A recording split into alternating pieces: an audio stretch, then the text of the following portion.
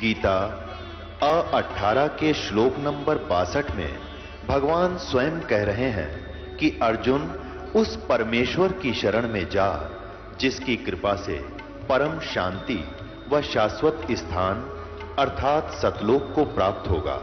वो परमेश्वर कौन है, कहां है, कैसा है, जानने के लिए कृपया अवश्य सुनिए जगत गुरु तत्वदर्शी संत रामपाल जी महाराज के अमृत वचन। ओम से होने वाली परम गति वो कौन सी है? ब्रह्मलोक। ब्रह्मलोक में गए हुए प्राणी फिर पुनरावृत्ति में आते हैं। देखिएगा 8वें अध्याय का यही फिर 16वां श्लोक।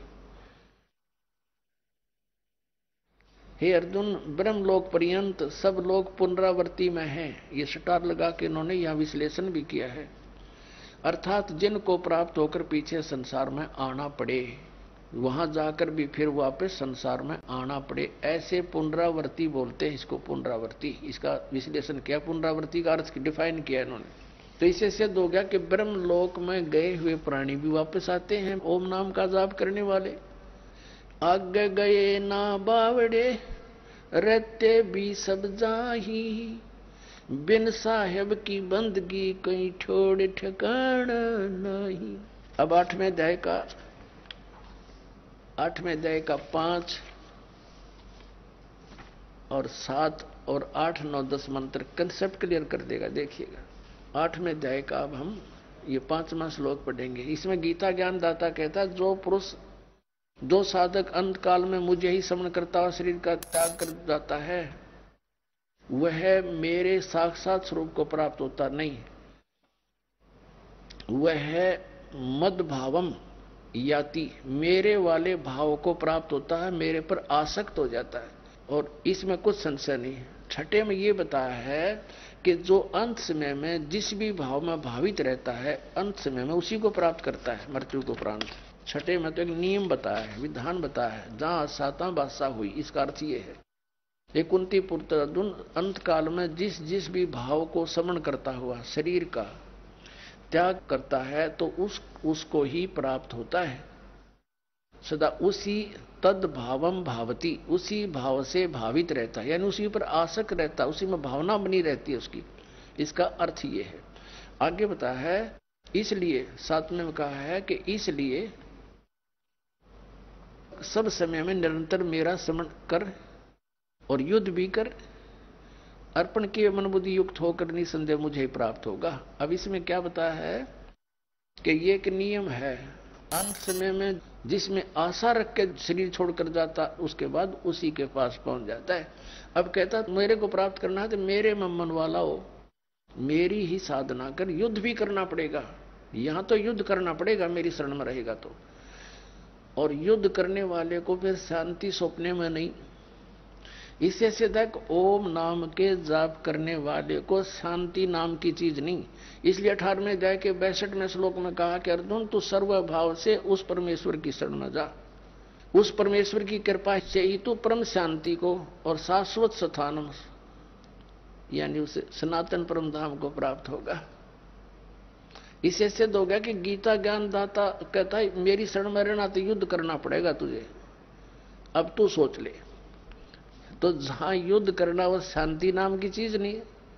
और ये ओम से शांति खोजे नो के ओम शांति, बोली शांति सपने में भी ना हो। अब गीता जी अध्याय नंबर 8 के आपने 5, 6, 7 पढ़ लिए। अब 8, 9, 10 में उस परम अक्षर ब्रह्म की महिमा बताई है। देखिएगा श्रीमद् भगवद गीता अध्याय नंबर 8 का ये श्रीमद् भगवद गीता, ये 7वां तक पढ़ लिया हमने, ये 8वां पढ़ेंगे। यहां इसका अनुवाद है। हे पार्थ, ये नियम नहीं है, ये अपने आप नियम तो उसमें लिखना चाहिए था। परमेश्वर के अभ्यास योग युक्तेन, ये ध्यान पर जोड़ रहेगा टा, ध्यान के अभ्यास रूप योग से युक्त नहीं। नाम से, नाम बता रखा ओम तत्सत। अब जैसे ये परमात्मा के उस लोक को पाना है हमने जहां जाकर सुखी होंगे। परमात्मा तो यहाँ आते रहे हैं, हमें दर्शन भी होते रहे हैं, वो बता कर गए ऐसे साधना करो, इस साधना से इस तरीके से तुम उस स्थान को प्राप्त होगे जहां जाने के बाद फिर लौट कर नहीं आना। तो उसके लिए मजदूरी है या साधना हमारी। जैसे हैंडपंप लगाना है, हैंड पंप किस लिए लगाना है? क्योंकि हमने जल, हमारा ईष्ट है, हमने जल चाहिए और जल पृथ्वी में, उसके लिए हैंड पंप लगाने के लिए जो भी हमने इंस्ट्रूमेंट यूज किए हैं, बुक की, पाइप और जितने भी ये सारा कुछ प्रोसेस जो है उसके पाने का, यह हमारी साधना है या पूजा नहीं है। पूजा तो हम उसकी जल की कर रहे हैं जिसको पाना है हमने। तो ये मंत्र जो है, ओम तो इस ब्रह्म का और तत् ये अक्षर पुरुष का। अक्षर पुरुष एक पेड़ है, निरंजन वा की डार, तीनों देवा शाखा है, ये पात रूप संसार। और तत् उस अक्षर पुरुष का, और सत ये सार नाम है, आदि नाम है, ये परम अक्षर ब्रह्म की पूजा है, उसके पाने का मंत्र है। यानी इन सब को मिला करके हमने नो सोच ले हैंडपंप लगेगा, सारे प्रोसेस है। जैसे श्वास, उस श्वास से सतनाम के 2 अक्षर का जाप करना है, ये तो समझ लो वो की मार रहे हम और पाइप नीचे कर रहे हैं, पाइप पहुंच गई जल तक।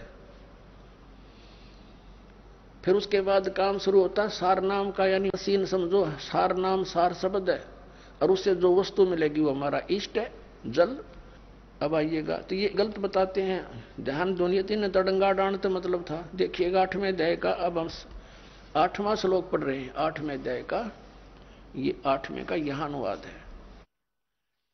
हे पार्थ, परमेश्वर के अभ्यास, उस नाम के अभ्यास से, जो उसका सच्चिदानंद ब्रह्म का नाम है ना, उसके अभ्यास से के योग से युक्त, उसकी भक्ति से युक्त, दूसरे और न जाने वाले चित्त से, यानी बिल्कुल किसी और इष्ट की, देव की पूजा नहीं करनी, उस भगवान को इष्ट मानकर पूजा करनी। निरंतर चिंतन करता हुआ परम दिव्य पुरुष, परम प्रकाश रूप दिव्य पुरुष को, यानी परमेश्वर को ही प्राप्त होता है। गीता ज्ञान दाता से अन्य को प्राप्त होता है। और 9वें में कहा है, जो कवियम, यदि इस कवि को छेड़ दूंगा तो लंबा चैप्टर बन जाएगा, आप इनका अनुवाद पढ़ के अपना जो कंसेप्ट वो क्लियर करते हैं। जो सर्वज्ञ लिख दिया इन्होंने, ये परमात्मा का नाम है। अनादि, सबके नियंत्रता, सूक्ष्म से अति सूक्ष्म, सबके धारण पोषण करने वाले, अत्यंत अचिंत स्वरूप, आदित्य वर्णम, यानी सूर्य की तरह चमकदार, चमकने वाला प्रकाश रूप। अब सूर्य प्रकाश रूप अत निराकार कैसे हो गया? सूर्य तो साकार है वो परमात्मा, लेकिन उसका शरीर तेजों में है। तम से माने अविद्या से अति परे, सच्चिदानंद घन परमेश्वर का स्मरण करता हुआ। 8, 9 पढ़ लिया हमने, 10वां 8वें अध्याय का 10वां में आ गया। करता हुआ वह भक्ति युक्त पुरुष अंत काल में योग बलेन, यानी भक्ति की शक्ति से, योग माने भक्ति, जो साधना हमने की है उस भक्ति की शक्ति से बिरकुटी के मध्य में प्राणों को अच्छी प्रकार स्थापित करके, फिर निश्चल मन से श्रवण करता हुआ उस दिव्य परम पुरुष, दिव्य रूप परम पुरुष परमात्मा को ही प्राप्त होता है। उस परमात्मा को, परम अक्षर ब्रह्म को प्राप्त होता है। अपने आत्माओं, इसी के संदर्भ में परमात्मा ने कहा है कि गुण तीनों की भक्ति में ये भूल पड़ो संसार, कहे कबीर निज नाम बिना कैसे उतरो पार। अब आप जी के कुछ भक्त हैं, क्योंकि आप दूध के जले हुए आए हो और अब लस्सी को भी फूकने की चेष्टा करते हो। कई भक्त कहते हैं, एक भक्त आया श्रद्धालु, और उसके साथ 4-5 चेले भी, वो चेले ला रहे थे उसको, और वो संत था। उन चेलों के समझ में आया, उनको पता लग गया कि ये गुरुजी भी बनेगा पशु। उसको समझा बुझा के लाए, जी देखो हमने चाहिए भगवान, आप भी परमात्मा के लिए प्रयत्न कर रहे हो और आप हमें भी यही बताना चाह रहे हो, परमात्मा की भक्ति करो। आज हमने जो ज्ञान सुना है एक, आप उसका निर्णय करो और चलो, आप भी चलो वहां देखो, यहाँ आए, उसने ज्ञान सुना समझा। अब चेलों के कहने से उसने मानना पड़ा, नाम ले लिया। अब देख, अब उल्टी गंगा चढ़ाओगे परमात्मा, अब गुरुआ ने चेले पार करवाओगे, इन्हें समझा बुझा के लाओगे। क्यों डले ढोरे अपने कर्म फोड़ रहे हो आप? कल्याण करवा लो चल के। तो चातुर आदमी था, कर्म गणे बिगड़ गए थे उसके, अभिमान शेष था, नाम लेकर गया, पहला मंत्र ले गया। फिर क्या कहता, उन चेलों के सामने है या मिलते समय 4 नौन खड़े, उसके 4 इधर खड़े, कहने लगे एक तरफ तो आप कहते हो मेरी एक प्रार्थना है, सुनना सुनना मैं बस सुना, एक तरफ तो कहते हो इनकी पूजा नहीं करनी है, अरे मंत्र वही दे रहे हो, देखो भाई देखो। बता भाई, अब उसने 1 मिनट में क्या समझाऊं मैं उसको, क्योंकि उसने तो ये चाहा था कि चले फिर मेरे चिपके रहे, इनके कल्याण से कोई लिंक नहीं था उसका, अज्ञानी आदमी था। अपने आत्माओं ये भक्ति नहीं दे रहे हम इनकी। अब जैसे हम विदेश में गए हुए हैं और वहां के जो प्रबंधक हैं, जैसे हमने किसी से कनेक्शन ले रखा बिजली का, किसी से टेलीफोन का और किसी से गैस का, पानी का, या बैंक लोन ले रखा है, तो उनका जो कर्जा वापस दे रहे हैं, देना है, तो क्या उनकी हम पूजा कर रहे हैं? वो तुम्हारा एक इंसानी नाते परम करते हो बनता है, उनका टैक्स दें, बिजली वालों का बिल भरे, वो हमारा कनेक्शन जारी रखे, ये क्या उनकी पूजा थोड़ी कर रहे हैं? एहसान थोड़ा हम कर रहे हैं उन पर, हम पैसे दे रहे हैं उनसे ले रहे हैं, और वो क्या आसान कर रहे हैं हमारे ऊपर? तो इतनी समझ रहेगी, अभिमान छूटता नहीं प्राणी का। तो ये कंसेप्ट क्लियर करना चाहता है दास के हम इनकी पूजा नहीं करते, हम पूजा तो कभी परमात्मा की करते हैं, उस सतलोक में जाने की करते हैं, उसके लिए जो जो भी क्रियाएं हमने करनी है वो क्रियाएं कर रहे हैं हम। ये अब इनकी मजदूरी कर रहे हैं, साधना कर रहे हैं, पूजा नहीं कर रहे हम। अब कैसे कर रहे हैं?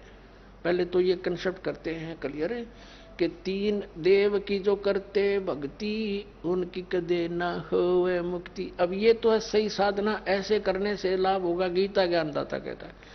और जो इन तीनों देवताओं तक की पूजा करते, 7वें अध्याय के 12 से लेकर और 15 तक रजगुण ब्रह्मा, सतगुण विष्णु, तमगुण शिव जी की जो साधना करते हैं, इन्हीं को इष्ट मानकर पूजते हैं, उनके लिए कहा है। जो इनको फाइनल गॉड मान रहे हैं, कंप्लीट गॉड, तो उनके लिए कहा है कि वो मुक्ति प्राप्त नहीं कर सकते, मोक्ष प्राप्ति नहीं हो सकती उनसे। अब देखिएगा गीता अध्याय नंबर 7 के है, इस 7वें अध्याय में निर्णायक ज्ञान दे रखे है, और ये कहा गीता ज्ञानदाता ने कि अर्जुन अब ऐसा ज्ञान बता दूंगा जिसके जानने के बाद फिर कुछ भी शेष जानना नहीं रहेगा।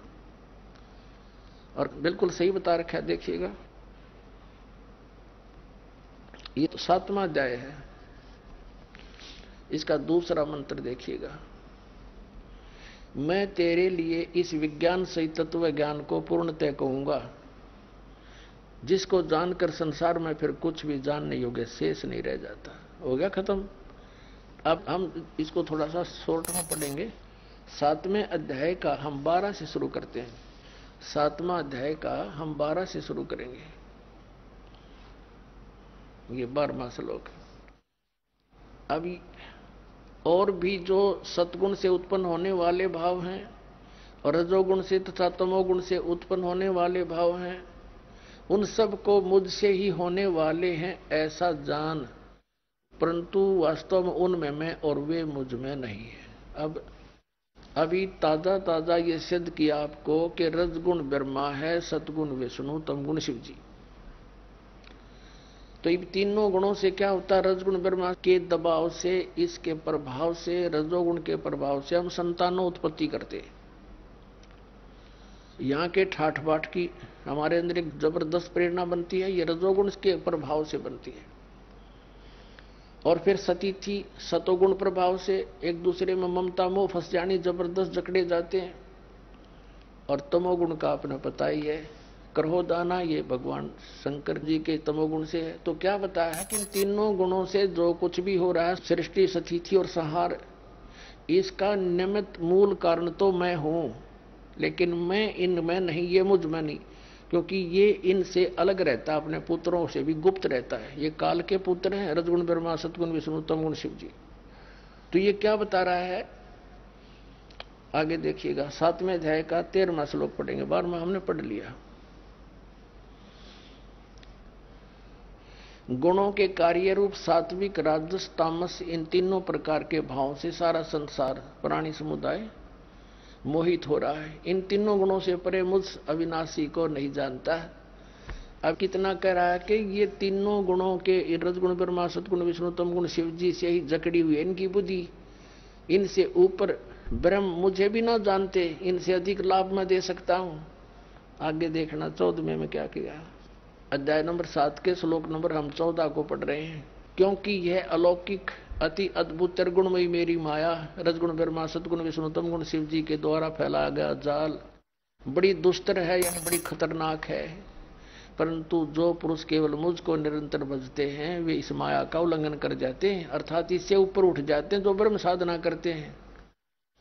अब 15वें में कहा है इस माया के द्वारा जिनका ज्ञान आराध आ चुका है, रजगुण, ब्रह्मा, सतगुण, विष्णु, तमगुण, शिव जी तक जो सीमित है, इन्हीं को इष्ट मानकर पूजते हैं। इनसे आगे किसी की सुनने को तैयार नहीं और किसी की बात को नहीं सुनते। ये देखिए वे असुर स्वभाव को, राक्षस स्वभाव को धारण किए हुए मनुष्यों में नीच, दूषित कर्म करने वाले मूर्ख मूढ़ लोग मुझको नहीं भजते। और फिर अपने बारे में बताता है मेरी भक्ति भी 4 प्रकार के करते हैं। चतुर्विधा भजन्ते माम जना सुकृत न अर्जुन, आर्त, जिज्ञासु, अर्थार्थी, ज्ञानी च भर्तर सब। अब पहले ये करते हैं कि गीता ज्ञानदाता ने स्पष्ट कर दिया कि मुझे छोड़कर अन्य देवताओं की, रजगुण, ब्रह्मा, सतगुण, विष्णु, तमगुण, शिव जी की जो पूजा करते हैं और उनकी बुद्धि हरी जा चुकी है, इनसे आगे कोई सुनते नहीं। जैसे ये आचार्य, शंकराचार्य, ये जितने भी पवित्र हिंदू धर्म के धर्मगुरु हैं, ये विष्णु जी, शंकर जी और श्री कृष्ण जी पर हमारी बुद्धि को सीमित कर दिया। हम इन तागे किसी की सुनने तैयार नहीं, कट मरे एक दूसरे के साथ हैं। तो कहते हैं राक्षस स्वभाव को धारण किए मनुष्यों में नीच, दूषित कर्म करने वाले मूर्ख ये मेरी भक्ति भी ना करते। ओए होए, अब इनको 4 संज्ञा दे दी एक श्लोक में। राक्षस स्वभाव को धारण किए हुए मनुष्यों में नीच, दूषित कर्म करने वाले मूर्ख। अब थोड़ा सा प्रमाण देते हैं। जैसे हिरण्यकशिपु ने रजगुण ब्रह्मा की पूजा करी थी, अपने पुत्र का शत्रु हो गया, हल्दी की गांठ पाकर पंसारी बन गया और सबको कह दिया मेरी भक्ति करो। अपने पुत्र का शत्रु हो गया, जुल्म गुजारे। फिर परमात्मा ने आकर उसकी छाती तोड़ी, कुत्ते वाली मौत मरा, राक्षस कहलाया रजगुण ब्रह्मा का उपासक। फिर तमगुण शिव जी का उपासक था रावण, कैसा दूषित कर्म किया, अपनी ही माता को उठा लाया, पत्नी बनाने की चेष्टा करने लगा, सीता को उठा लाया, यानी शिव का पुजारी। उसके बड़े भाई विष्णु की पत्नी ने उठा लाया। बता अकल। तो इससे दूषित कर्म और क्या करेंगे। दूषित कर्म करने वाले मूर्ख, राक्षस स्वभाव को धारण किए मनुष्यों में नीच। तो 4 उपमा इनके ऊपर फिट होगी। रावण कुत्ते वाली मौत मरा, राक्षस कहलाया। एक भस्मागिरी नाम का तपस्वी था, भगवान तमोगुण शंकर का उपासक। उसके द्वार के सामने, गेट के सामने ऊपर न पैर करके नीचे न सिर, सिरासन तपस्या शुरू कर दी, हठयोग। एक दिन पार्वती ने कहा कि भगवान आपका उपासक क्या मांगता दे दो, आप तो समर्थ है। तो शिव जी ने पूछा कि बोल भाई क्या मांगते हो भस्मागिरी। भस्मागिरी ने कहा भगवान वचनबद्ध हो जाओ, तुम मांगो। शंकर भगवान ने कहा ठीक है भाई तथास्तु, हो गया वचनबद्ध, बोल। एकदम खड़ा हो गया, सीधा ऊपर ने सिर करके कहने लगा भगवान ये भस्म कड़ा दे दो जो अपना हाथ में पहन रखे है। भगवान श्री शंकर जी ने सोचा साधु संत है, जंगल में रहता है, अपनी रक्षा के लिए मांगता होगा, निकाल के दे दिया और वचनबद्ध हो ही गए थे। अब ज्यों ही उस राक्षस के हाथ में वो कड़ा आया, उसी से मैं कह दिया कि होले होशियार शिव जी, तुझे मारूंगा, मैं इसीलिए साधना कर रहा था और पार्वती को पत्नी बनाऊंगा। हा हा हा हा, एकदम बदल गया थे। और अब देख लिया भगवान शिव ने भी भाई तो बात बिगड़ गई, चेहरा बदल गया एकदम। तो भगवान शंकर भाग लिए वहां से अपनी जान बचा के। अपने आत्माओं देखो, आगे आगे तो भगवान और पाछे पुजारी, जा खागड़ा जोटे की तरफ आगे।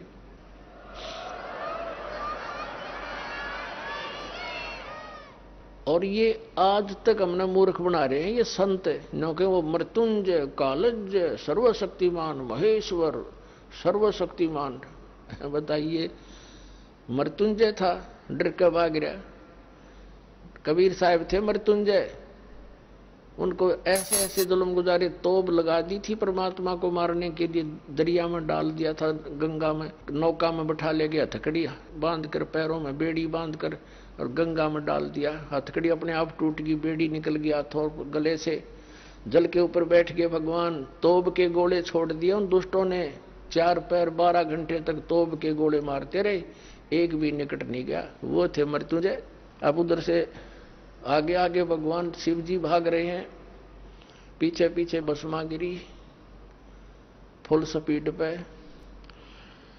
अब परमात्मा आकर जान बचाता है इनकी।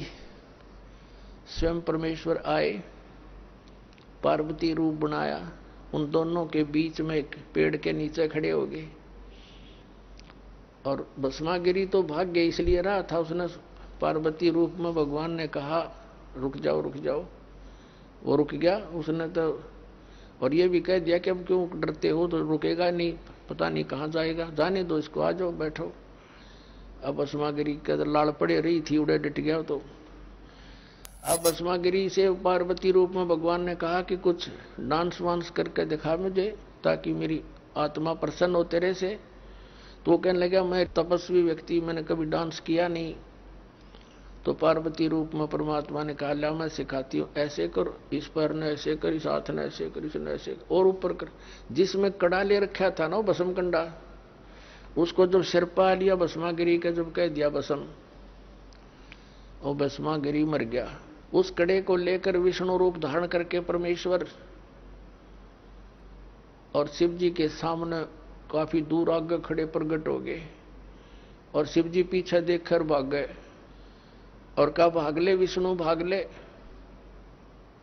राक्षस ने ऐसे ऐसे मेरे साथ धोखा कर दिया। तो परमात्मा ने कहा विष्णु रूप में कि भोलेनाथ देख, यूं तेरा कड़ा ले आया मैं। उसका जचा नहीं ये बात, कैसे ले आए आप, कि मैंने उसको मार दिया ऐसे ऐसे पार्वती का रूप बना के, और उसको गंडत नाथ नचा के मार दिया है। अब उसका जचा को नहीं ये बात, तब तो साथ लेकर आए उसको, उसकी राख दिखा ली ना, देख यूं मरा पड़ा, यूं जल गया। जब दिल की धड़कन ठीक हुई मृत्युंजय की, शंकर भगवान की,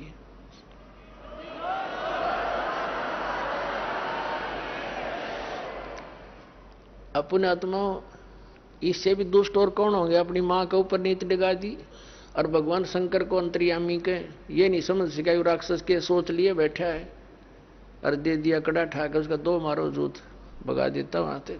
यदि अंतर्यामी होता समझ जाता पहले ये क्या बकवास सोचे बैठा है, अरे इनकी हम पूजा करने पर ला रखे थे, सारा जीवन बर्बाद करा दिया हमारा। और परमात्मा 600 वर्ष पहले कहा करते 3 देव की जो करते भक्ति उनकी कदे ना हुआ मुक्ति। अब भस्मागिरी से भस्मासुर हो गया, राक्षस कहलाया, और कुत्ते वाली मौत मरा। ऐसे दूषित कर्म, ऐसे जुल्म, अपनी मां पर नीत डिगारा, यानी इष्ट देव रूप में पूजे, उसकी पत्नी पर दोष मन में नीच के, इसलिए दुष्ट और कौन होगा। फिर तीसरे आते हैं विष्णु के उपासक वैष्णव। एक बार कुंभ का मेला हो गया हरिद्वार की, हर की पेड़ी पर प्रभु का उनका संयोग बन गया। तो वहां पर ये गिरिपुरी, नागा, नाथ, सन्यासी, वैष्णव, ये अपने अपने ग्रुप में इकट्ठे हो जाते हैं। नागा का अलग ग्रुप, सन्यासियों का अलग, वैष्णव का अलग, नाथों का अलग, कनपाड़े नाथ न्यारे। ये नागा तो हैं भगवान तमोगुण शिव के उपासक, और वैष्णव साधु हैं ये भगवान विष्णु सतोगुण के उपासक। इनका एक समय निर्धारित होता है, घंटे आध घंटे का जितना भी होता है, कि उसके दौरान जो नहा लिया सो नहा लिया, ये मानते हैं कि उसका कल्याण हो गया। अब गए थे कल्याण करवाने, और फिर क्या हुआ उनका वहां पर, अब स्नान करने का जो समय आ गया उनका, पर भीड़ लगनी थी कुंभ के मेले की, तो सभी अपने अपने ग्रुप में, चल पड़ते हैं। नागा अलग से, वैष्णो अलग से, नाथ न्यारे, सन्यासी भिन्न अपने अपने खेमे में चल पड़ते। तो सबसे पहले नागा पहुंच गए, कति नंगे रहते हैं वह, और वो हरकी पैड़ियों पर सब जगह खड़े हो गए, नहाने की पोजीशन पकड़ गए।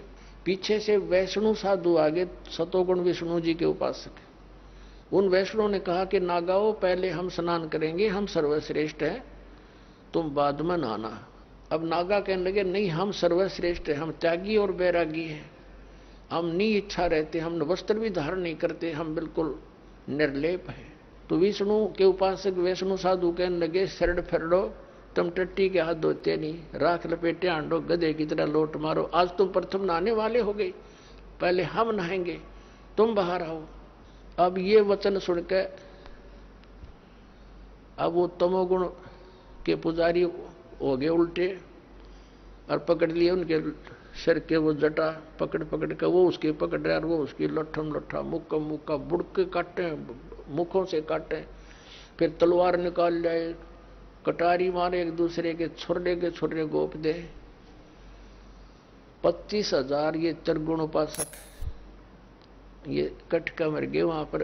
हर की पैड़ियों पे गंगा का पानी लाल बना दिया, लाश उसके अंदर 100 बहा दिए नरे।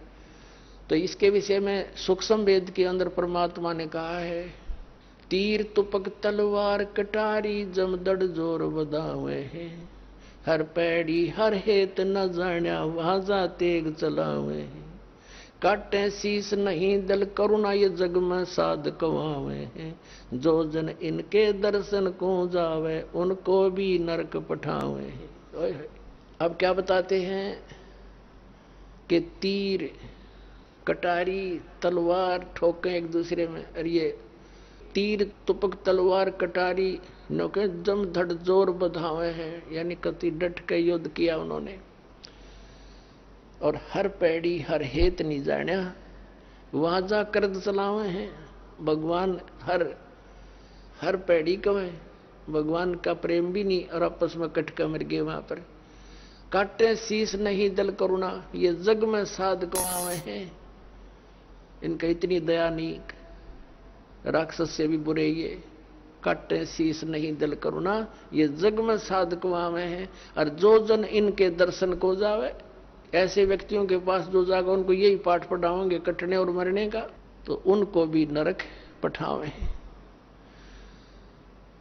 तो पुण्यात्माओं, परमात्मा 600 वर्ष पहले कहा करते, गुण तीनों की भक्ति में ये भूल पड़ो संसार, कहे कबीर निज नाम बिना कैसे उतरो पार, तीन देव की जो करते भक्ति उनकी कदे न होवे मुक्ति। अपने आत्माओं परमात्मा ये कहा करते कि उन्होंने ये नहीं कहा कि ये हमारे ब्रह्मा विष्णु महेश तुम्हारे दुश्मन नहीं बताए, ये अपने भाई बहन हैं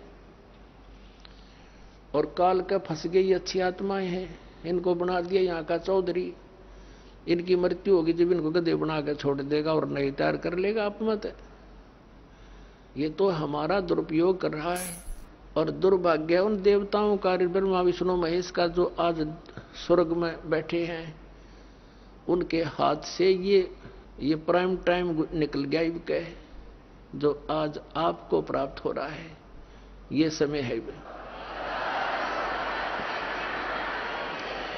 अब कबीर परमेश्वर से परिचित होकर आदरणीय गरीबदास साहिब जी, परमात्मा कबीर जी आदरणीय गरीबदास साहिब जी को सतलोक लेकर गए थे। वह सब सतिथि से परिचित कराकर, ब्रह्मा विष्णु महेश की सतिथि से परिचित कराकर वापस छोड़ दिया।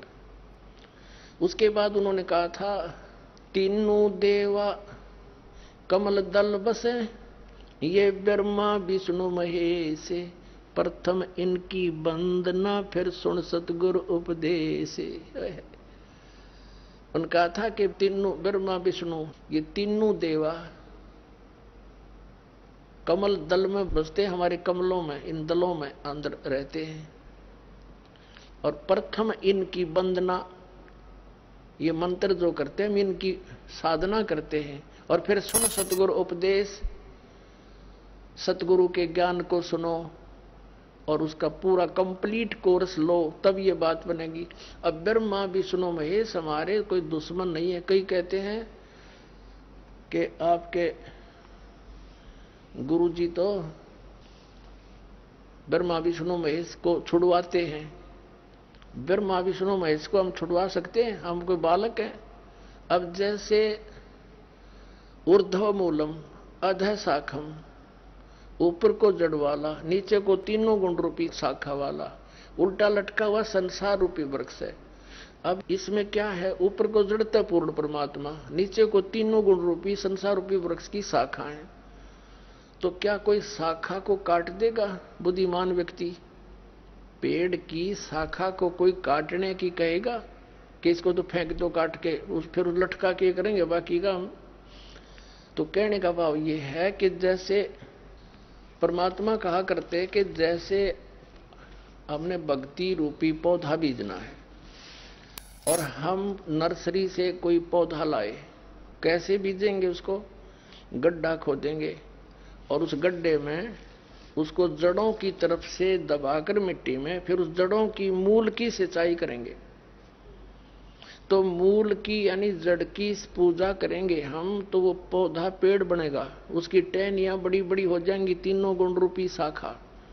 तो उन शाखाओं का फल लगेगा, और फल के लिए हम सारा प्रोसेस अपना कर रहे हैं, फल प्राप्ति के लिए हम कर रहे हैं। तो वो हमने तोड़ने नहीं होते, हमने ऐसे करना है, अपनी way of worship according to the spiritual करना है, शास्त्रों के अनुसार करना। देखना, ये समझ लो हम एक पौधा लाए तो ये है बुद्धिमता।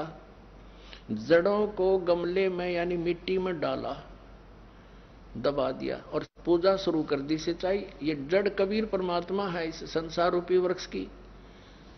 अब ये हमने जड़ों को पूजना है।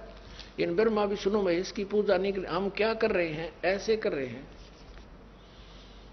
ये बता, बाल काला काम कर रखे हमने, हंसी नहीं आवे?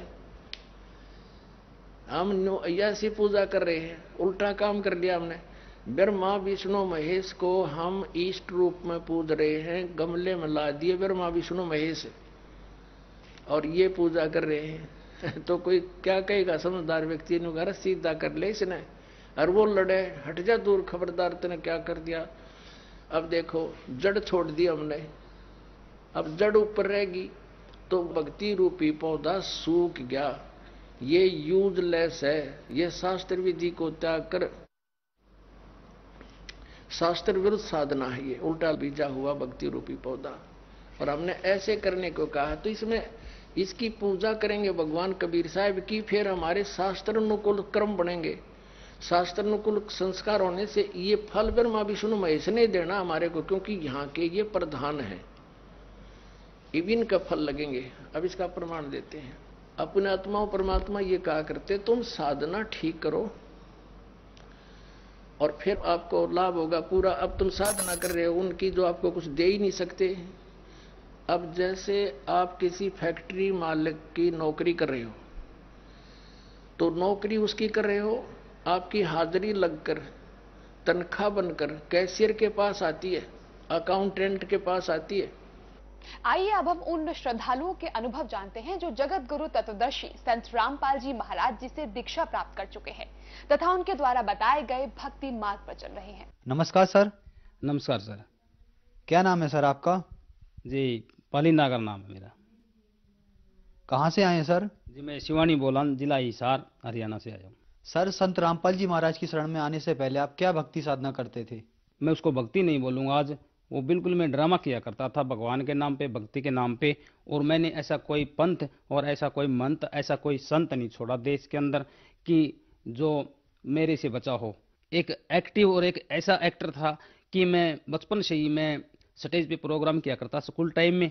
वही ड्रामा, वही एक्टिंग मैंने अपने निजी जिंदगी में डाल ली और मैं संतों की शरणों में जाने लगा। और मुझे लोग देते थे, मैं गाता बजाता था, शब्द वाणियाँ कहता था और मैं लोगों को तरह तरह के भगवान के बारे में अचंभित करने वाले नुस्खे बताया करता था। और भगवान की वो रोचक और भयानक वाणियाँ जो मैं बताता था, लोग बड़े ध्यान से सुनते थे और मेरे प्रति मेरी बहुत रिस्पेक्ट करते थे, बहुत आदर करते थे। इस तरह में मेरा सफ़र एक मान बिडाई में चला गया और मैं ड्रामे करता रहा भगवान के नाम पे। और मैंने सबसे पहले एक गुरु बनाया। उस गुरु का नाम था सत्य प्रकाश जी महाराज, जो हमारे हरियाणा में पड़ता है कि हांसी शहर, वहां पर उसका आश्रम है। और उसके बाद मैंने सरसा में गुरमीत राम रहीम सिंह जी से भी मैंने उपदेश लिया। मैंने ये सुन रखा था बचपन से ही कि गुरु के बगैर कल्याण नहीं, इसलिए मैं गुरु को सिर्फ धारण किए हुए था, लेकिन गुरु से मुझे ज्ञान प्राप्त नहीं हुआ। मैं उनकी शरण में जाता रहा, सिर्फ एक अपने भावना में अपनी मन को शीतल करने के लिए, अपने आप को संतुष्टि दिलाने के लिए मैं लगा रहा और मैं निरंतर चलता रहा। उसके बाद मैं सत्य प्रकाश जो मेरा जो गुरु था, जहां मैंने 13 साल अपने जिंदगी के वेस्ट किए, वहां उसने मुझे उत्तराधिकारी बना दिया और मुझे एक संत की पदवी देके मेरे लिए अलग से एक आश्रम बना के दे दिया। और मैं नामदान के द्वारा लोगों को मिसगाइड करता रहा, भक्ति के नाम पे ठगता रहा और उनसे पैसे ऐंठता रहा और उनको गलत रास्ते पे लगाता रहा, जिससे मेरा आर्थिक बेनिफिट होने लगा। और मेरी इतनी संतुष्टि तो हो चुकी थी, कोई संत तो है नहीं, तू करता है तो क्या बुरा करता है, सभी ऐसा ही करते हैं। सभी कहते हैं कि भगवान निराकार है, तो भी मैं भी निराकार कहने लगा। और मेरे को जो नाम उपदेश दिया गया था उस संत के द्वारा, वो नाम था शब्द स्वरूपी राम। धन सतगुरु उसका नारा जयकारा हुआ करता, तो मैं धन सतगुरु का नारा लगाता था। और मैंने उस शब्द के ऊपर मैंने एक ग्रंथ की भी रचना की, तो वो ग्रंथ आज भी मेरे पास है। जो ग्रंथ मैंने शब्द स्वरूपी राम के नाम से शब्द ज्ञान आत्म कल्याण नामक एक ग्रंथ भी मैंने छाप के लोगों में बांटा, जो आज भी लोग पढ़ते हैं उस ग्रंथ को, और आज भी उसी चक्कर में वो मेरी रिस्पेक्ट करते हैं। तो मैंने उस गुरुजी से पूछा कि हे गुरुजी, शब्द स्वरूपी राम ये कौन है? तो वो कहते थे कि भाई शब्दे धरती, शब्दे आकाश, शब्दे सद भया प्रकाश, कि भाई शब्द ही परमात्मा है। तो मैं पूछता था तो वो शब्द का रूप रंग आकार है या निराकार है? तो वो कहते वो निराकार है। तो यहां आकर के मेरी बुद्धि चकर जाती कि भाई इस गुरु को भी कुछ ज्ञान नहीं है। अगर कोई ये कहे कि भाई सूर्य वो निराकार है और इसका प्रकाश साकार है, ये बात नहीं बनती। तो मैंने इस बात पे मेरी आस्था नहीं जमी। तो मैं कहता सही बताओ गुरुजी, भगवान कौन है? तो वो कभी कहते कृष्ण जी भगवान है, कभी कहते निराकार है। तो मेरी बुद्धि ने ये मेरे को डिसीजन दिया कि भाई इसको पता ही नहीं है। तो मैंने अपने हिसाब से शब्द स्वरूपी राम को ही डिस्क्लोज किया और मैंने मेरे दिमाग की खोज और मैंने उसके नाम कर दी। यानी मैंने अपना जो ज्ञान था उसके नाम मैंने एक पुस्तक छापी जिसका नाम रखा शब्द ज्ञान आत्म कल्याण। और मैं इस तरह से बहुत से ही मैंने अपने शिष्य बनाए, लोगों को मिसगाइड किया। और कहें तो मैं वो आपको वो ग्रंथ मेरा जो राइट किया था मैंने उस गुरु जी के लिए मैं अभी आपको दिखा सकता हूं, मैं साथ लेके आया हूं। ये देखिए सर जी, जो मैं ड्रामे किया करता था मैं आम जनता को भी दिखाना चाहता हूं। जो मैंने अपने दिमाग की कल्पना एक ग्रंथ के रूप में तैयार किया और ये ड्रामे करके मैंने बहुत से लोगों को मिसगाइड किया और मैं आपको वो ग्रंथ भी दिखा सकता हूं। देखिए कि कैसे भोले भाले जीव जगत को हम जैसे ड्रामेबाज जो संत बने हुए हैं वह कैसे मिसगाइड करते हैं। तो आज संत रामपाल जी महाराज की शरण में आने के बाद पता चला भगवान निराकार नहीं है, भगवान साकार है, सह शरीर है, उसका नाम कबीर है। और सभी वेद गीता और गुरु ग्रंथ साहिब और बाइबिल सभी में प्रमाण मिला। तो मैं हैरान हूं कि कैसे मैं इतने दूर परमात्मा से दूर रहा। और मैंने अपना सारा जीवन, ये मेरे मालिक, मेरे परमात्मा इतने दिन बाद मेरे को मिले और ये पूर्ण समर्थ संत के बगैर खुद परमात्मा स्वरूप जो सतगुरु होते हैं वो एक बार में 21 ब्रह्मांड के अंदर एक ही होते हैं। जो आज के दिन संत रामपाल जी महाराज परम आदरणीय पूजनीय आज पूर्ण परमात्मा का रूप लेकर के संत रामपाल जी महाराज आए हैं। और इनकी शरण में आने के बाद और मेरे ये इतने भरम दूर हुए और मैंने सभी नकली संत और पंतों मंतों को छोड़ दिया। मैं जगह जगह जागरण करता था, बहुत बड़े बड़े मैं प्रोग्राम करता था, नाइट शो करता था और लोग मेरी ऐसे बात देखते थे कि आज पालीनागर आएगा, पालीनागर आएगा। वो पालीनागर जो हरियाणा में फेमस था किसी टाइम में। मैं 35 फुट नीचे जमीन में गुफा बना के बैठा करता था। मैं 7 साल तो मैंने नीचे की साधना की। जो काली माता जिसको लोग खप्पर वाली कहते हैं, जिसको भैरवी कहते हैं, मैं उसकी साधना भी मैंने 2.5 वर्ष तक की। और ऐसी की कि मेरे बारे में उस आज मैं देखता मेरी रूह कांप जाती है उस बारे में सोचता हूं। जब मैं शमशान में जाके मैं अपने शरीर को नंगा करके और मैं उसमें शमशान में ड्रामा करता था, और मेरे अंदर यह भी एक आस्था रहती थी कि हो सकता है ऐसे करने से ही कोई खुश हो जाए, भगवान माता खुश हो जाए, पता नहीं न जाने क्या दे दे। क्योंकि मेरी आर्थिक स्थिति सदैव घर से मैं गरीब था, और मांस मिट्टी में तीसरे दिन खाता था, और मैं भक्ति का ड्रामा करता था।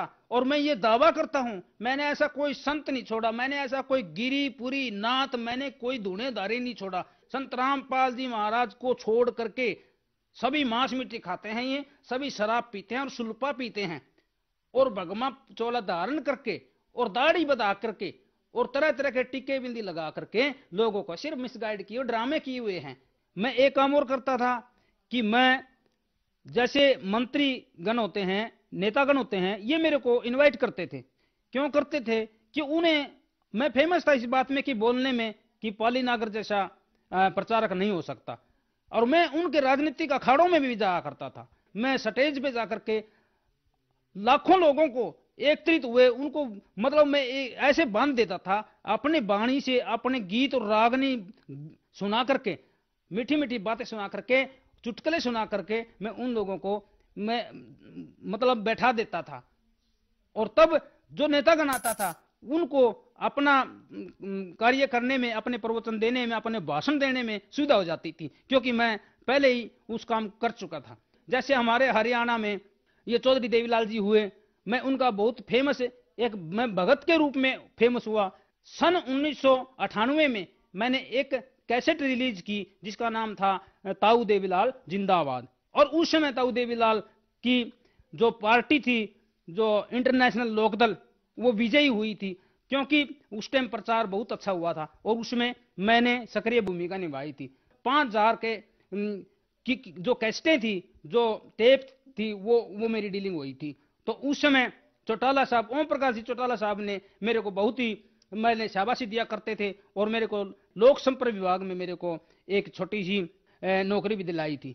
लेकिन वो 1.5 साल करने के बाद में आर्थिक तंगी के कारण मैंने छोड़ना पड़ा, और मेरे को वो नौकरी भी रास नहीं आई, क्योंकि मैं भगवान का भगत था, मैं जैसा भी था, लेकिन मुझे परमात्मा की खोज थी। इसके साथ साथ में जैसे आर्य समाजी होते हैं, महर्षि दयानंद का भी मैं बहुत ही तकड़ा उपासक था, और मैं उसकी जो बनावटी बातें होती हैं, जो मुझे आज पता चला है कि उसका तो कोई ज्ञान ही नहीं है, उसका तो वेदों से 1% भी ज्ञान नहीं मिलता, लेकिन उस समय मैं उसको भगवान के तुल्य भी माना। और मैं जब मेरे को आर्य समाजी लेके जाते थे, मैं प्रचार के हिसाब से उनके साथ जाता था, तो बहुत मीठी मीठी बातें करके महर्षि दयानंद की मैं थोती पोप लीला और मैं लोगों को सुनाया करता, और उसकी महिमा मैं बना के सुनाया करता, जिससे लोग बहुत इंप्रेस हुआ करते और महर्षि दयानंद की बहुत ही बिडाई हुआ करती। जो मुझे आज पता चला है कि मैंने एक ऐसे गंदे विचारहीन संत और ऋषि महर्षियों के मैंने महिमा गाई, थोती पोपलीला गाई।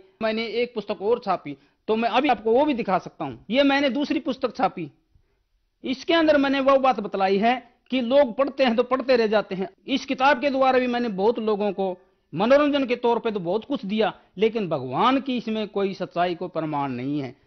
मैंने भी उन नकली संतों की तरह एक संत का चोला जरूर धारण किया, लेकिन असलियत मेरे पास भी नहीं थी, क्योंकि असलियत सिर्फ एक पूर्ण परमात्मा स्वरूप सतगुरु के पास होती है। वो पूर्ण परमात्मा सतगुरु रूप संत रामपाल जी महाराज के सिवाय 21 ब्रह्मांड के अंदर कोई नहीं है।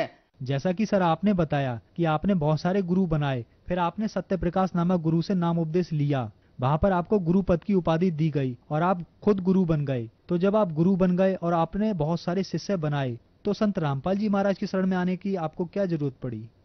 मैं शरण में ऐसे नहीं आया सर जी, इसके पीछे बहुत बड़ा कारण है।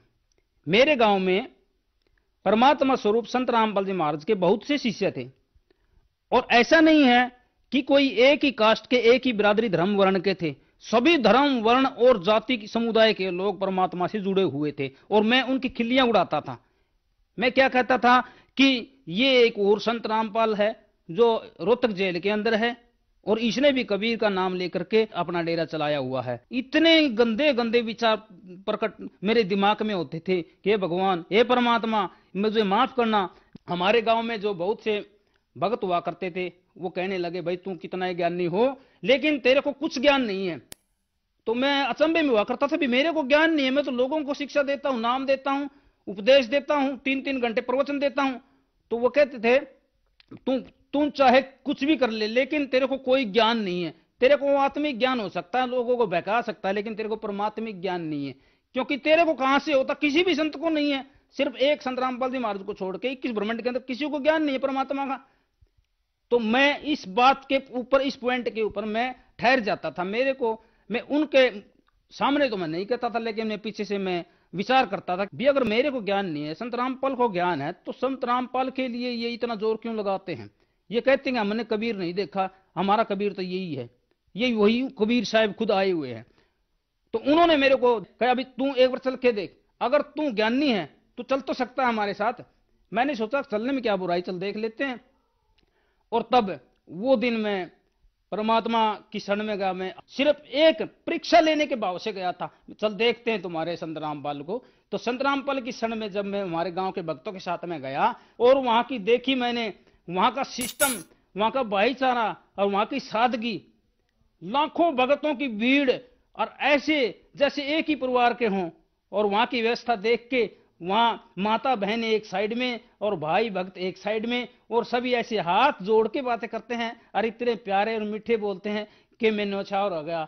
और वो भगत मेरे गांव के कहने लगे तुम ज्ञान को समझ ले और अभी मौका है, और तेरा ज्ञान नकली है भाई, मान चाहे ना मान। मेरे को वहां का सिस्टम देख के मैं हिल गया। मैंने सोचा भाई बात तो कुछ न कुछ है। तो मैंने कहा यार मेरे को नाम दिलाओ, चलो नाम लेके देखते हैं। मैंने नाम लिए सभी, लेकिन आज ये नाम और लेके देखता हूं मैं। वहां भगत जो बहुत ही शिष्टावान थे, बहुत ही शिष्टाचार से बात करते थे, बहुत ही शीलवान थे, उन्होंने कहा भगत जी आप नाम लेते हो ना, सबसे पहले ये जो मर्यादाएं हैं ना ये पढ़ के देख लो। तो मैंने मर्यादा के लिए भी इनकार कर दिया। मैंने ये कहा मैं कुछ नहीं पढ़ता, मेरे को बस उपदेश लेना है तो लेना है। सर जी मैंने नाम लिया, उपदेश लिया, और उपदेश लेने के बाद जो प्रथम मंत्र देते हैं परमात्मा संत रामपाल जी महाराज, वो मंत्र लेके और लाइन में लगना होता है दर्शन करने के लिए। परमात्मा आशीर्वाद देने आते हैं और मैं भी लाइन में लगा। तो जब परमात्मा संत रामपाल जी महाराज जी आशीर्वाद देते देते आ रहे थे, तो मेरी तरफ देख के मुस्कुराए और मेरे सिर पे हाथ रख दिया। और मेरा सिर पे हाथ रखते ही मेरा शरीर इतना ठंडा और इतना शांत हो गया। मैं इतना क्रोधित और इतना आडंबरी आदमी, मैं ऐसा दुष्ट नीच इंसान। और जब संत रामपाल जी महाराज ने मुस्कुरा करके मेरे सिर पे हाथ रखा ना, मैं ही जानता हूं या परमात्मा जानते हैं, और आप जब जानोगे जब आप शरण में चले जाओगे। लेकिन उस समय मैं बता नहीं सकता मेरे को कितनी अनुभूति आनंद की। वो दिन है और वो आज का दिन है। मैं संत रामपाल जी के बगैर मैं जी नहीं सकता। मैं मर सकता हूं लेकिन मैं परमात्मा को छोड़ नहीं सकता, दुनिया को छोड़ सकता हूं। वो दिन था 23 मार्च 2013 का, और मैं निरंतर फिर परमात्मा के चरणों में रहने लगा, सेवा में रहने लगा।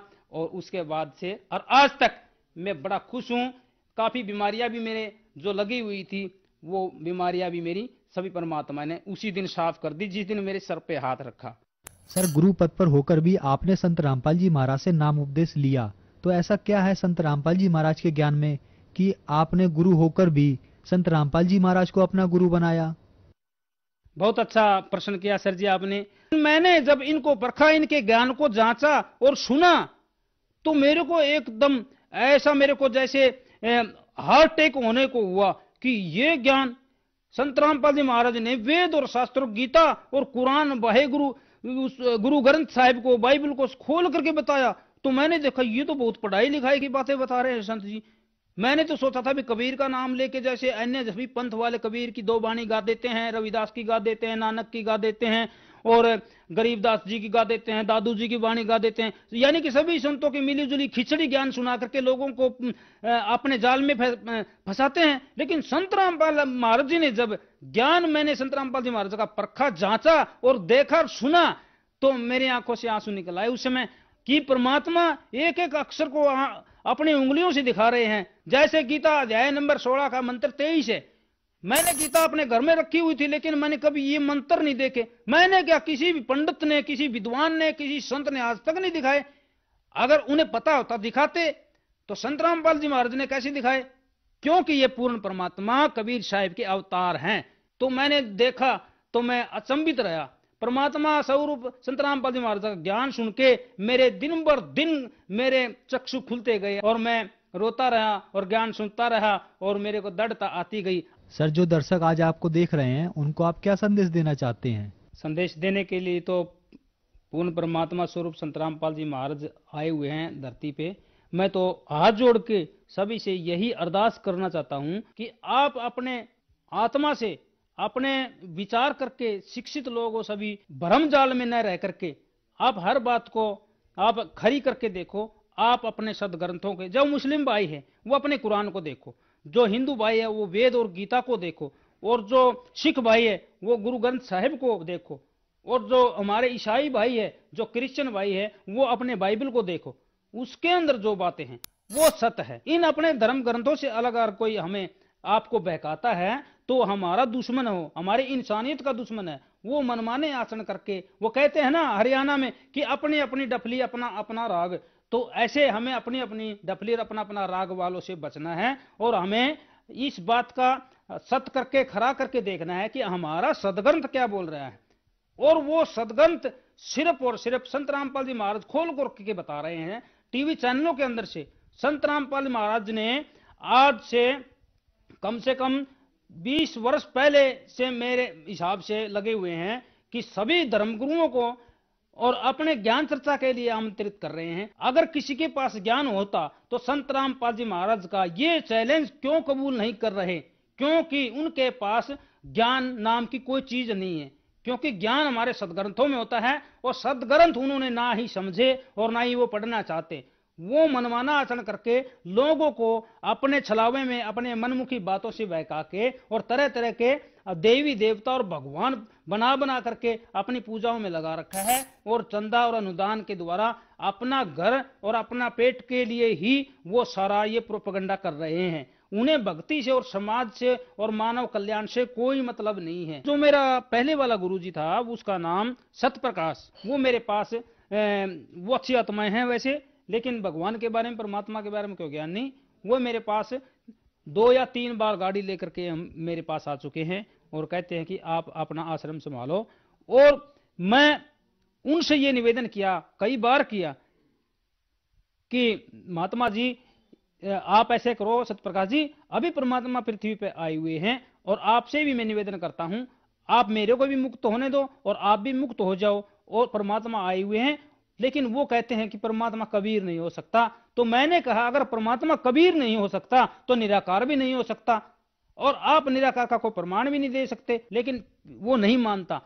लेकिन मैं उससे कहता हूं कि बार बार मेरे पास मत आओ, मैं अब इस पाखंड में फंसने वाला नहीं हूं। और मैं मेरे द्वारा जितने भी शिष्य हैं सभी से बार ये निवेदन करता हूं कि वो परमात्मा स्वरूप संत रामपाल जी महाराज की शरण में आए और सत भक्ति सत ज्ञान लेकर के अपना मोक्ष कराएं।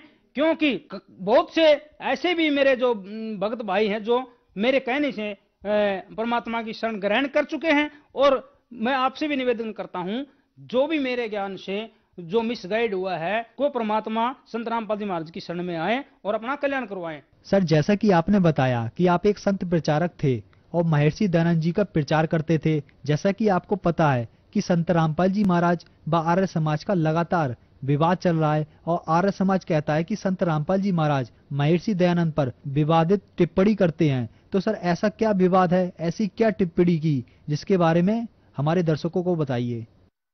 कम से कम मैंने 15-20 साल तक आर्य समाज महर्षि दयानंद जी के का बहुत में अनुसरण किया है। महर्षि दयानंद जी के बहुत मैंने प्रचार किए हैं। आर्य समाज में अग्नि विषम देव जो हमारे हिसार के अंदर बस स्टैंड के पीछे मठ है, मैं वहां रहा करता अग्नि विषम देव जी के साथ में आर्य आचार्य है। और गांव में स्कूलों में मैं प्रचार के रूप में महर्षि दयानंद जी की मैं महिमा बिडाई गाया करता। लेकिन मेरे को जो महर्षि दयानंद जी का सत्यार्थ प्रकाश है उस बारे में उस समय मुझको कुछ भी पता नहीं था, और मैं गेरुए कपड़े पहन के भगमा कपड़े पहन के मैं उनके विचार प्रकट करता था और लोग बड़े पसंद करते थे।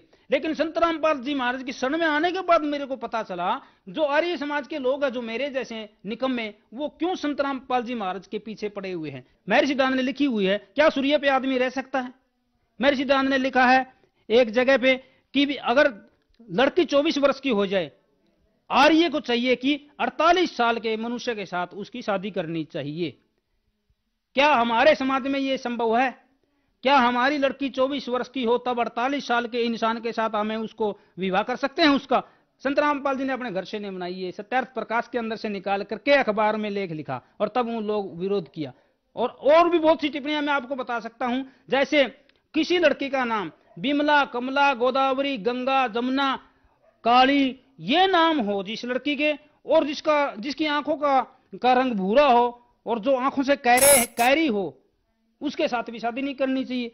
क्या वो हमारी बहन बेटी अब कुंवारी रहेगी? तो ये टिप्पणियां संत रामपाल जी महाराज ने सत्यार्थ प्रकाश से उठा करके जनता को दिखाई, तो इससे उन्होंने विरोध किया। और इससे भी भयंकर जो विकृतियां थी, जो अज्ञान की बातें थी, संत रामपाल जी ने उसके महर्षि दयानंद की जो बातें बताई। महर्षि दयानंद ने लिखा है कि जब कोई बहन बेटी हमारी विधवा हो जाए तो उसका दूसरा विवाह मत करो। तो पूछने वाले ने जब पूछा कि इससे क्या होता है, तो महर्षि दयानंद ने लिखा है धर्म है ना जो पति वर्ता का, वो धर्म गिर जाता है। तो पूछने वाले ने कहा तो उसकी सारी उम्र, जो जवान लड़की होती है सारी उम्र उसकी कैसे व्यतीत होगी? तो महर्षि दयानंद ने उत्तर दे रखा है कि उसे चाहिए कि वो अन्य पुरुष 11 पुरुष तक के साथ में नियोग कर सकती है, यानी कि पति पत्नी व्यवहार कर सकती है। यह टिप्पणी नहीं है, यह हकीकत महर्षि दयानंद जी का ज्ञान है जो संत रामपाल जी महाराज ने दुनिया को दिखा दिया और जिससे उन्होंने विरोध शुरू कर दिया और जिसके कारण ये क्रोधाकांड हुआ। और संत रामपाल जी के साथ में जो 2014 में एक कांड हुआ, ये भी उसी आर्य समाजियों की ही देन है, क्योंकि उन्हें अपनी रोजी रोटी का खतरा है। क्योंकि जिस सत्यार्थ प्रकाश से और जिस महर्षि दयानंद के नाम से वो प्रोग्राम करके लोगों से दान लेते थे और जगह जगह प्रोग्राम करके गांव में, स्कूलों में, वो उनके प्रोग्राम बंद होने का उन्हें खतरा है, इसलिए वो विरोध करते हैं। तो इस तरह से महर्षि दयानंद के जो अनुयायी है, जो समर्थक है, उनके साथ साथ अन्य धर्मगुरुओं के भी परमात्मा स्वरूप संत रामपाल जी महाराज ने सच्चाई बताई है कि वो कहते क्या हैं और उनके धर्म ग्रंथों में क्या लिखा है। तो अन्य जितने भी संत है, जितने भी मंत है, जितने भी पंथ है, कोई न खतरा हुआ कि तुम्हारा अगर अज्ञान जो दुनिया में फैलेगा तुम्हें कौन मानेगा। इसलिए उन लोगों ने मिलकर के दोबारा फिर 2014 में ये बरवाला कांड कर दिया। क्या इस तरह से सच्चाई छुप सकती है? नहीं छुप सकती। तो हमें आज पता चला है कि संत रामपाल जी महाराज किसी की कोई गलत टिप्पणी नहीं करते, जो बताते हैं वो हकीकत बताते हैं, वो सत्य बताते हैं। और अगर वो सत्य और हमारे जैसे निकम्मे और मूर्ख लोगों को अगर गलत लगे तो वो संत रामपाल जी महाराज का कसूर नहीं है। उनका तो ये नेचर है कि समाज को सुधारना है और नकलियों से बचाना है और असली की पहचान करानी है, जो हमारे शास्त्रों में ज्ञान भरा पड़ा है। हमारे शास्त्रों के हिसाब से अगर कोई भक्ति भावना संदेश समाज को नहीं दे रहा, वो समाज का दुश्मन है। संत रामपाल जी महाराज ने हमेशा सत्य बताया है, ये हमें आज पता चला है और सत्य बताते रहेंगे, क्योंकि ये परमात्मा, खुद परमात्मा पूर्ण ब्रह्म कबीर साहब अवतारित संत रामपाल जी महाराज आज धरती पे आ चुके हैं। सर, संत रामपाल जी महाराज से नाम दीक्षा कैसे ले सकते हैं? संत रामपाल जी महाराज से नाम उपदेश लेना बहुत ही आसान है। बहुत से इंटरनेशनल टीवी चैनलों पे परमात्मा स्वरूप संत रामपाल जी महाराज के सत्संग प्रवचन आते हैं और उस पे डिस्प्ले होते हैं नीचे पीली पट्टी पे फोन नंबर। उन फोन नंबरों को आप नोट कीजिए और फोन मिलाइए, और जो फोन पर पे बात आप जिस भगत से होगी, भगत भाई से, वो उससे संपर्क करके, और परमात्मा संत रामपाल जी महाराज ने जगह जगह शहरों में, जगह जगह गांव में और देश विदेश में नामदार केंद्र खोल दिए हैं। आप कहीं से भी नाम उपदेश लेकर के अपना कल्याण करवाइए और सतभक्ति प्राप्त करके मोक्ष की प्राप्ति कीजिए। धन्यवाद सर। सत साहिब।